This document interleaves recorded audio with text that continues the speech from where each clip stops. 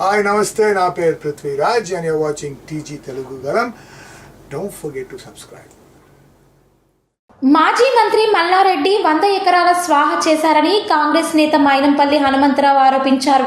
కబ్జా చేసిన భూములను తిరిగి ప్రభుత్వానికి అప్పగిస్తే తామే దండవేసి కాంగ్రెస్ పార్టీలోకి ఆహ్వానిస్తామని, మల్లారెడ్డి భూ కుంభకోణాలన్నిటికీ తన దగ్గర సాక్ష్యాలున్నాయని తెలిపారు.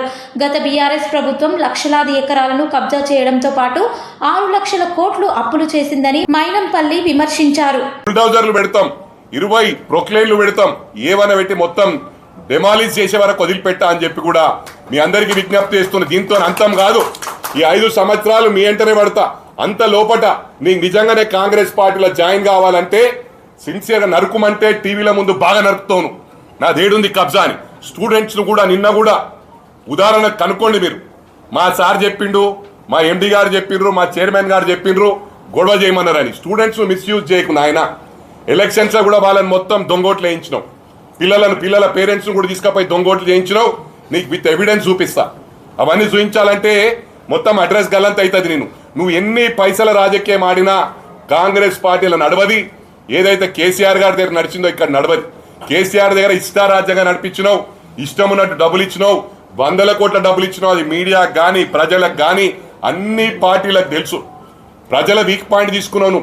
బీదోలను అడ్వాంటేజ్ తీసుకొని డబ్బులు ఇచ్చి ఓట్లు వేయించుకుంటున్నావు. బిడ్డ, అది నడవకుండా చేస్తాం.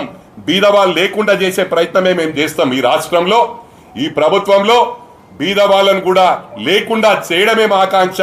రేపు నీటువంటి రాజకీయాలు నడవై రేపు ఫ్యూచర్లో అని చెప్పి కూడా ఈ సందర్భంగా తెలియజేస్తూ, మరి మాటల్లో చెప్పాలంటే చాలా చెప్పొచ్చు, మాటల్లో కాదు చేతల్లో చూపిస్తానని చెప్పి కూడా మరి తప్పకుండా మరింకోసారి మా గౌరవ ముఖ్యమంత్రి గారి గురించి ఏది లూజ్ మాట్లాడినా నేను వదిలిపెట్టే సమస్య లేదు. మా కాంగ్రెస్ పార్టీ గురించి మాట్లాడినా వదిలిపెట్టే సమస్య లేదని చెప్పి ఈ సందర్భంగా తెలియజేస్తా ఉన్నా. మరోసారి చెంబిపూర్ రాజు గారికి, ఎందుకంటే విత్ ఎవిడెన్స్ 2011లో మీరు కూడా ఇక్కడ ఎస్ రాజు అంటే